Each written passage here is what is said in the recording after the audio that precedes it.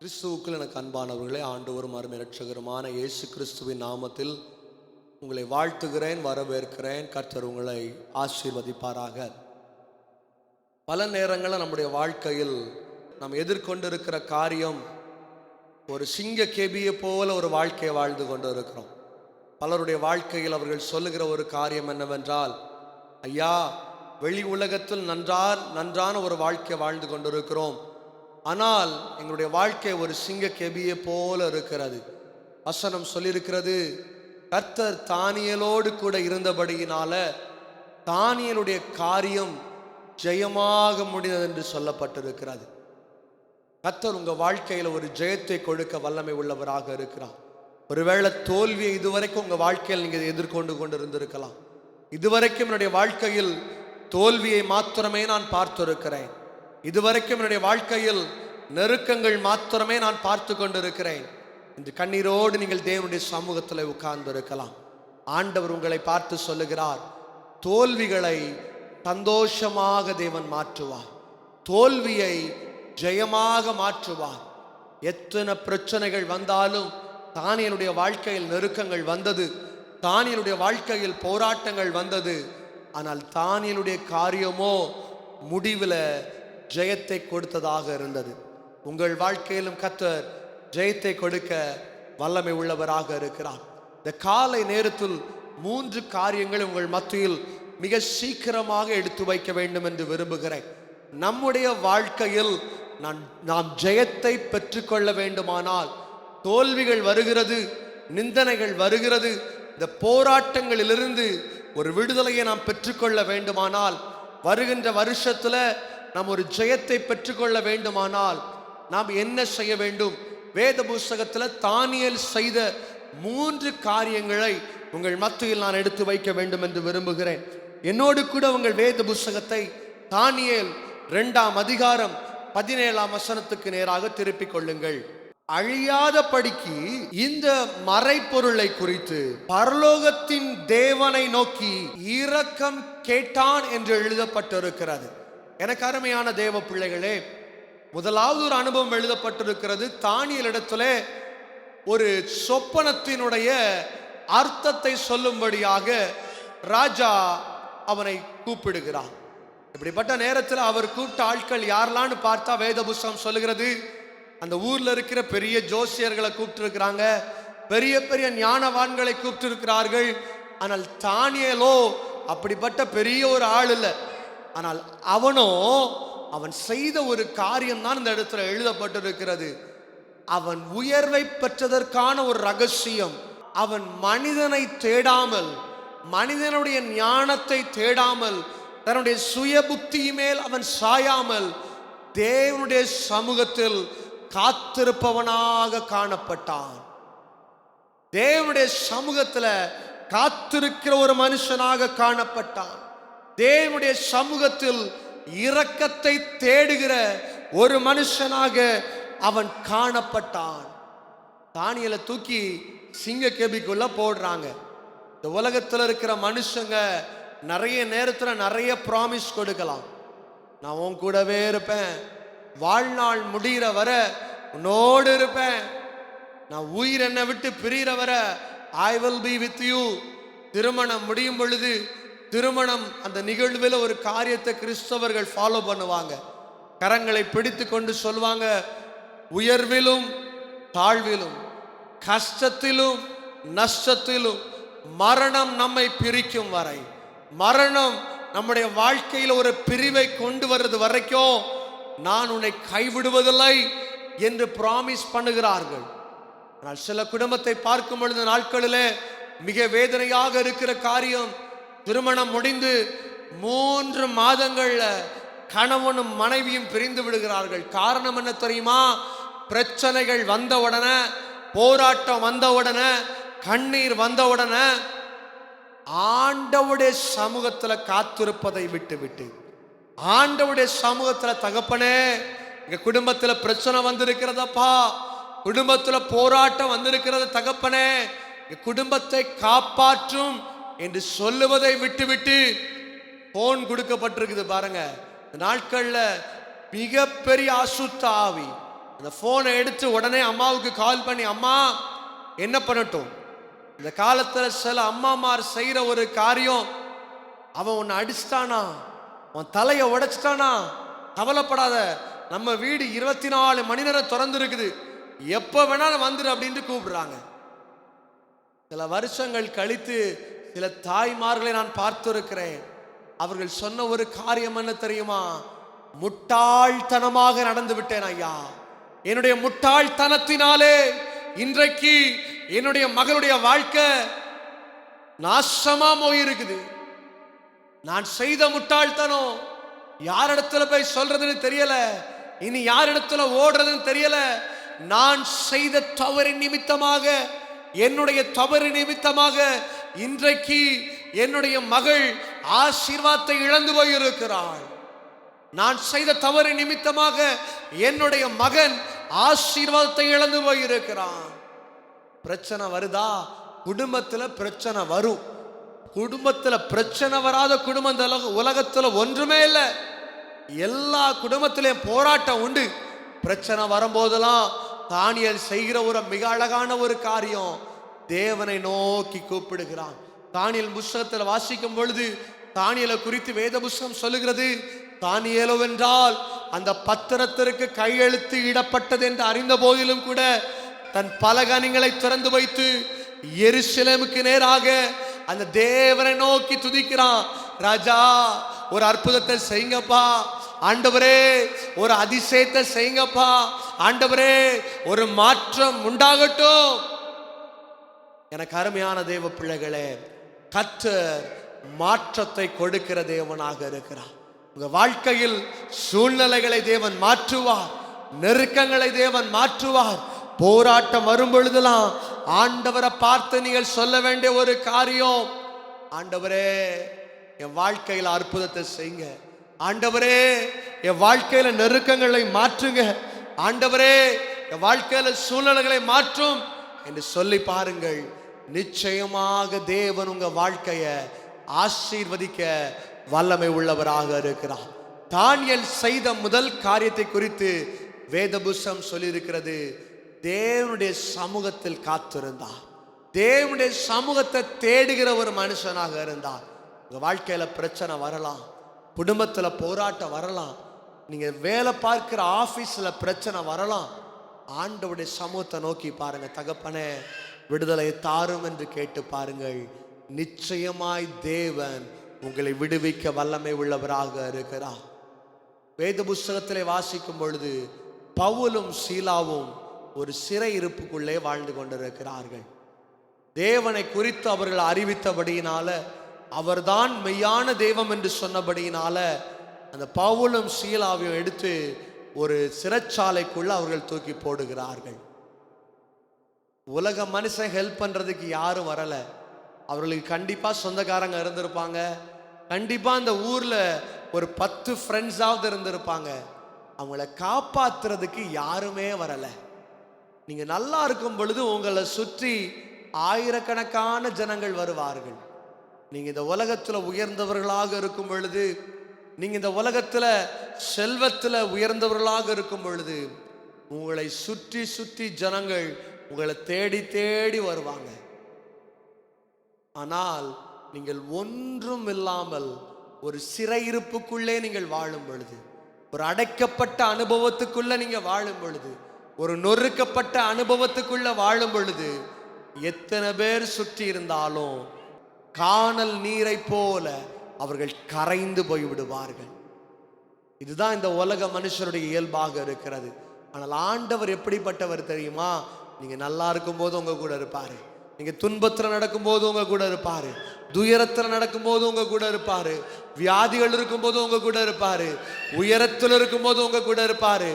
எந்த நேரத்திலும், எந்த காலத்திலும், எந்த சூழ்நிலையிலும் மாறாத ஒரே ஒரு வல்லமை உள்ள தேவன் நாம் ஆராதிக்கிற இயேசு கிறிஸ்து, நாம் உயர்த்துகிற இயேசு கிறிஸ்து நேற்றும் இன்றும் நாளை என்றும் நம்முடைய வாழ்க்கையில மாறாத தேவனாக இருக்கிறார். பவுலும் சீலாவும் சிறைச்சாலையின் கட்டுக்குள்ள இருக்கும் பொழுது ஆண்டவரை துதிக்க ஆரம்பித்தார்கள்.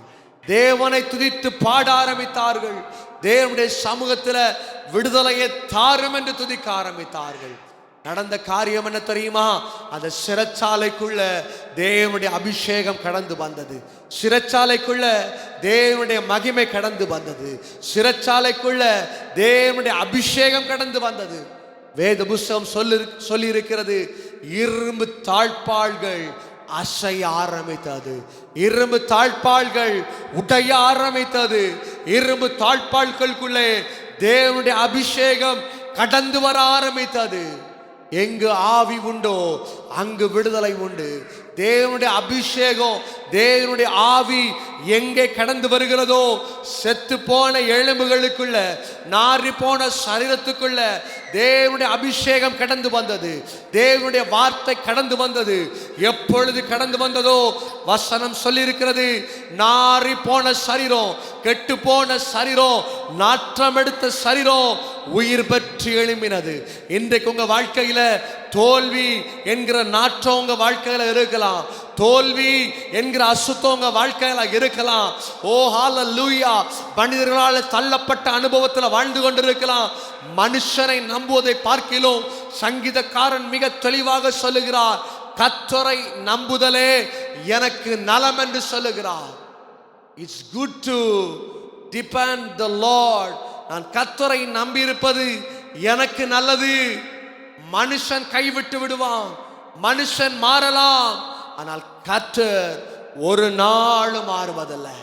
தானியேல் செய்த முதல் காரியம், அந்த தோல்வியை ஜெயமாக மாற்றுவதற்கு அவன் பிடித்து கொண்ட முதல் காரியம், மனுஷனை நம்பல, தேவனை நம்பினான். இரண்டாவதாக ஒரு காரியத்திற்குள்ளே வேகமாக கடந்து செல்ல வேண்டும் என்று விரும்புகிறேன். தானியேல் புஸ்தகத்தில் வாசிக்கும் பொழுது இவ்விதமாக ஒரு வசனம் எழுதப்பட்டிருக்கிறது, தானியேல் ராஜாவின் போஜனத்திலும் அவர் பானம் பண்ணும் திராட்சரசத்திலும் தன்னை தீட்டுப்படுத்தலாகாதென்று தன் இருதயத்தில் தீர்மானம் பண்ணி கொண்டான். மிக தெளிவாக சொல்லப்பட்டிருக்கிறது, தானியேலுக்கு முன்பதாக திராட்சரசங்கள் வைக்கப்பட்டிருக்கிறது. தானியேலுக்கு முன்பதாக ராஜா சாப்பிடுகிற சாப்பாடு வைக்கப்பட்டிருக்கிறது. தானியேல் 1ஆம் அதிகாரம் 8ஆம் வசனத்தில் மிக தெளிவாக சொல்லப்பட்டிருக்கிறது, ராஜா சாப்பிடுற சாப்பாட அவனுக்கு முன்பதாக வைத்திருக்கிறார்கள். தானியேல் விதமாக சொல்றாரு, இந்த சாப்பாடு தேவனுக்கு பிரியமில்லாமல் அது என்னை தீட்டுப்படுத்துமே, ஆனால் இது எனக்கு தேவையில்லை என்று சொல்லுகிறான். சொல்லிட்டு சொல்றாரு, ஐயா சாதாரண சாப்பாடு எனக்கு கொடுத்தா போதும், நல்ல பருப்பு கறியும் நல்ல வெஜிடபிள்ஸ் எனக்கு கொடுத்தா போதும்னு கேட்கிறார். இதே சூழ்நிலையில நான் இருந்திருப்பேனே, ஆனால் ராஜாவுடைய சாப்பாடை எனக்கு முன்னாடி வச்சிருக்கிறாங்க, ராஜா சாப்பிடுற நல்ல திராட்சரசத்தை வச்சிருக்கிறாங்கன்னு வச்சுக்கோங்களேன், மடமடான்னு எடுத்து குடிச்சிருப்பேன், இருக்கிற பிரியாணிய கடகடான்னு சாப்பிட்டு இருப்பேன். ஆனால் தானியேல் சொல்லுகிறார், அந்த சாப்பாடு என்னை தீட்டுப்படுத்துமே, ஆனால் அந்த சாப்பாடு தேவனுக்கும் எனக்கும் இருக்கிற உறவை அது பிரிக்குமே, ஆனால் அந்த சாப்பாடு எனக்கு தேவையில்லை, அதை நான் சாப்பிடுவதில்லை என்று சொல்லுகிறான்.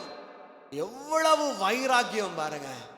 இன்னைக்கு பாவத்தை நல்ல பால் போல குடிச்சிட்டு இருக்கிறோம், பாவத்தை சந்தோஷமா குடிச்சிட்டு இருக்கிறோம். ஆண்டவருக்கும் உனக்கும் இருக்கிற அந்த நட்பு உறவு பிரியுமையானால் ஒரு நாள் வாழ்க்கையில் ஆசீர்வாதத்தை பெற்றுக்கொள்ள முடியாது. பாவம் உங்களை தீட்டுப்படுத்தி விடும், பாவம் உங்களை தேவனிடத்திலிருந்து பிரித்து வைத்து விடும். இன்னைக்கு பாவத்தை ஜனங்கள் பால் போல குடிச்சிட்டு இருக்கிறாங்க. எப்படி இந்த உலகம் எந்த நிலைமையில போயிட்டு இருக்குதுன்னு தெரியல, ஆனா ஒரே ஒரு காரியம் ரொம்ப கிளியரா தெரியும், இந்த உலகம் சீக்கிரமாக அழிய போகிறது. வசனத்தில் சொல்லப்பட்டிருக்கிற காரியங்கள் இந்த உலகத்தில் நிறைவேறி கொண்டிருக்கிறது. இயேசு கிறிஸ்துடைய வருகை இந்த உலகத்தில் மிக சீக்கிரமாக இருக்கிறது. ரட்சிக்கப்படவில்லையா? சீக்கிரமா ரட்சிக்கப்பட்டுருங்க. இன்றைக்கே ரட்சிப்பின் நாள், இன்றைக்கே ரட்சணிய நாள். ரட்சிக்கப்பட்டு விடு. ஞானஸ்தானம் எடுக்காம இருக்கிறீங்களா? ஞானஸ்தானம் எடுத்துருங்க. அந்த வருகையில இயேசு ராஜாவோடு நீங்கள் பரலோகத்திற்கு செல்ல வேண்டுமானால் இந்த குவாலிஃபிகேஷன் இல்லாம, ரட்சிப்பு இல்லாம, ஞானஸ்தானம் இல்லாம, பரிசுத்தம் இல்லாமல் ஒருவனும் அந்த பரலோக ராஜ்யத்திற்குள்ள பிரவேசிப்பது இல்லை. தானியேல் சொல்லுகிறார், அந்த சாப்பாடை சாப்பிட்டா நான் தீட்டுப்பட்டு விடுவேனே, நான் தீட்டுப்பட்டு விடுவேனே, பாவம் எனக்குள்ள வந்து விடுமே என்று சொல்லி அதை நிராகரிக்கிறார். உங்க வாழ்க்கையில பாவம் வருதா, ஒதுக்கி வச்சிருங்க. தேவனுக்கு விரோதமான காரியத்தை செய்யும்படியாக, பேசும்படியாக உங்க வாய் ரெடியா இருக்குதா, ஒரு லாக்க போட்டுருங்க. ஆண்டவரே என்னை பாதுகாத்து கொள்ளாம்ப்பா, உமக்கு விரோதமான காரியத்தை உம்முடைய ஊழியத்திற்கு எதிராக நான் செய்வதில்லை.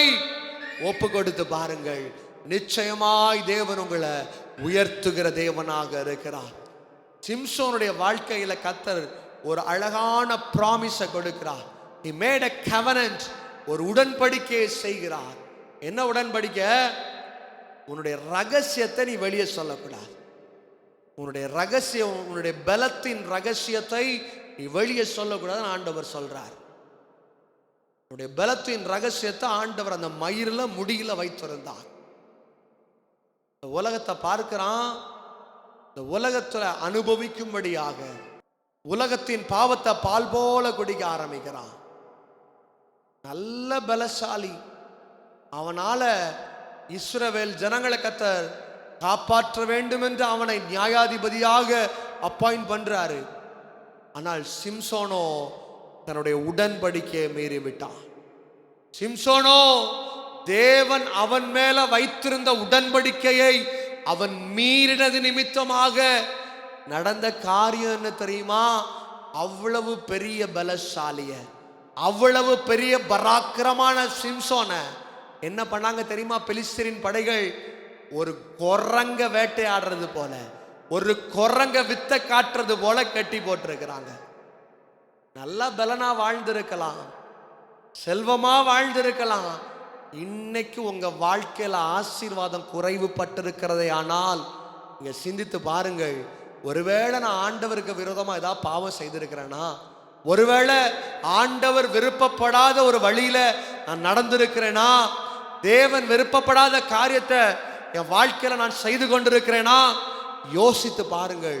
இருக்குமே ஆனால் இந்த பகல் காலத்துல ஆண்டவருடைய சமூகத்துல, தகப்பனே என்னை உங்களுடைய கரங்கள்ல தருகிறப்பா, என்னை மன்னிச்சிருங்க தகப்பனே, என்ன நீங்க குரங்கு வித்த காட்டுறது போல நான் மாத்திராதீங்கப்பா. ஒப்பு கொடுத்து பாருங்கள், தேவன் உங்களை ஆசீர்வதிப்பார், தேவன் உங்களை உயர்த்துவார்.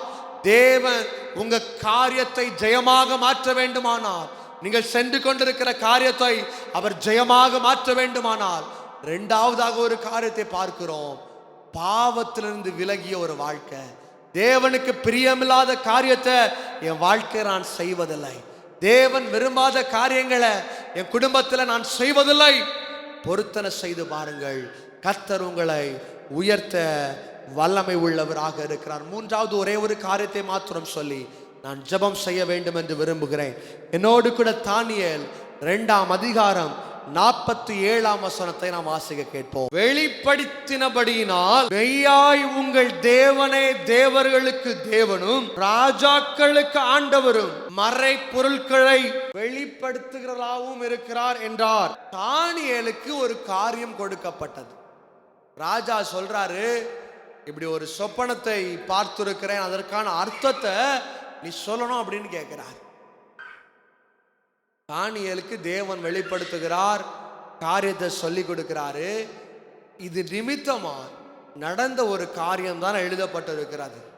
ராஜா தானியேலை பார்த்து சொல்றாரு, உன்னுடைய தேவன் தான் யாரு? உண்மையான தேவன்.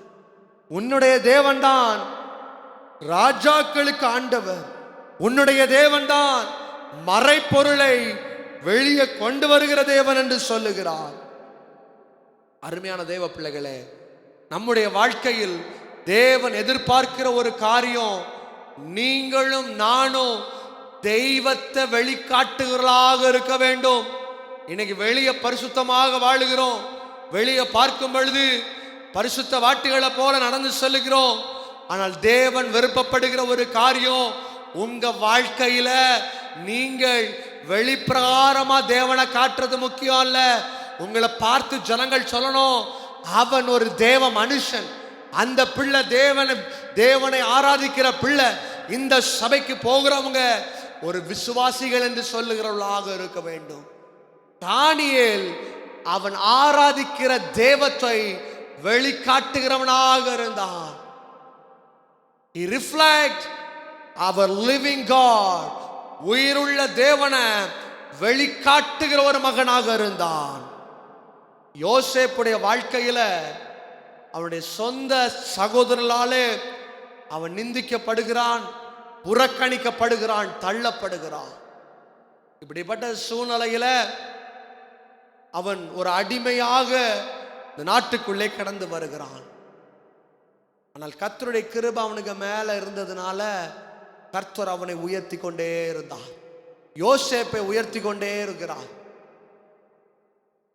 அந்த ராஜகுமாரத்தி யோசேப்பை பார்த்து சொல்லுகிறாள், நீ என்னோடு கூட இருக்க வேண்டும், நீ என்னோடு கூட இருக்க வேண்டும். யோசேப்பு சொல்றாரு, நீ நினைக்கிறது மாதிரி நான் சாதாரண மனுஷன் அல்ல, நான் ஒரு உண்மை உள்ள தேவனை ஆராதிக்கிறேன், நான் என்னுடைய தேவத்தை நான் வெளிக்காட்டணும். என் தேவன் உண்மை உள்ளவர், என் தேவன் விரும்பத்தகாத காரியத்தை என் வாழ்க்கையில் நான் செய்வதில்லை, தேவன் விரும்பாத வார்த்தையை பேசுவதில்லை. நொறுக்கப்படுறான், சிதைக்கப்படுறான், சிறைச்சாலைக்குள்ள போடப்படுறான். ஆனாலும் அவன் செய்த காரியம், தன்னுடைய தேவத்தை அவன் வெளிக்காட்டி கொண்டே இருக்கிறான். அவர் உண்மை உள்ளவர், நல்லவர், வல்லவர், என் சூழ்நிலையை மாற்றுவார், நான் ஆராதிக்கிற தேவன் வல்லமை உள்ளவர் என்று இருக்கிறான். வெளிக்காட்ட வெளிக்காட்ட வெளிக்காட்ட ஒரு பெரிய ஒரு மாற்றம் கடந்து வந்தது. எந்த இடத்துல சிறுமைப்பட்டு போனானோ, எந்த இடத்துல உடைக்கப்பட்டானோ, எந்த மனிதர்களால் தள்ளப்பட்டானோ, அவர்களுக்கு முன்பதாக, அவருடைய கண்களுக்கு முன்பதாக தேவன் யோசேப்பை உயர்த்தி அழகு பார்த்தார். காரணம் என்ன தெரியுமா? எந்த நேரத்திலும் தேவன் எனக்குள்ள இருக்கிறாரு, அவரை நான் வெளிக்காட்ட வேண்டும் என்று எண்ணினான். சுய புத்தியின் மேல சாயவில்லை, கர்த்தரை முழுவதுமாக நம்பினான், தெய்வத்தை முழுவதுமாக நம்பினான். உங்க வாழ்க்கையில ஆண்டவரை நம்பி பாருங்க, உங்க வாழ்க்கையில தேவனை முழுவதுமாய் நம்பி பாருங்கள். நிச்சயமாய் ஆண்டவர் உங்களை விடுவிப்பார். நிச்சயமாய் உங்கள் துக்க நாட்கள் மாறும். இதுவரை உங்க வாழ்க்கையில போராட்டத்தை பார்த்து கொண்டிருக்கலாம். 3 காரியத்தை சொல்லி இருக்கிறேன். முதலாவது ஒரு காரியம் எழுதப்பட்டிருக்கிறது, மனுஷனிடத்தில் உதவியை நாடுவதை விட்டுவிட்டு தேவனிடத்தில் கேளுங்கள். முழங்கால் போட்டு, ஆண்டவரே விடுதலை தாங்கப்பா, சமாதானத்தை தாங்கப்பா, வெற்றியை தாங்கப்பா என்று கேளுங்கள். தானுடைய காரியம் ஜெயமாக முடிந்தது. உங்களுடைய வாழ்க்கை கர்த்தர் ஜெயமாக மாற்றுவார். 2வது ஒரு காரியத்தை பார்க்கிறோம், இந்த பாவம் என்னை தீட்டுப்படுத்தி விடும், இந்த வார்த்தை என்னை தீட்டுப்படுத்திடும், இந்த மோசமான காரியம் என்னை தீட்டுப்படுத்துறோம், ஒதுக்கி வச்சிருங்க. ஆண்டவரே இந்த பாவத்தில் நான் வாழாதபடிக்கு ஒதுக்கி வைக்கிறேன்ப்பா, என்னை புதிய மனுஷனாய் மாற்றும் என்று கேளுங்கள். கடைசியான ஒரு காரியத்தை பார்க்கிறோம், our life must reflect our living God, the Lord we are worshiping. நாம் ஆராதிக்கிற தேவனை வெளிக்காட்டுகிற ஒரு வாழ்க்கை நாம் வாழும் பொழுது நிச்சயமாய் தானியேலை சிங்க கெபிக்குள்ள காப்பாத்தின தேவன், இந்த உலகத்துல நீங்க பட்டு கொண்டிருக்கிற பாடுகள், இந்த உலகத்துல நீங்க நடக்கிற பிரச்சனைகளுக்கு மத்தியில கர்த்தர் உங்களை தப்புவிப்பார். வருகின்ற வாரம் உங்க வாழ்க்கையில் ஆசீர்வாதம் உள்ள வாரமாக மாறும். கர்த்தர் உங்களை ஆசீர்வதிப்பாராக.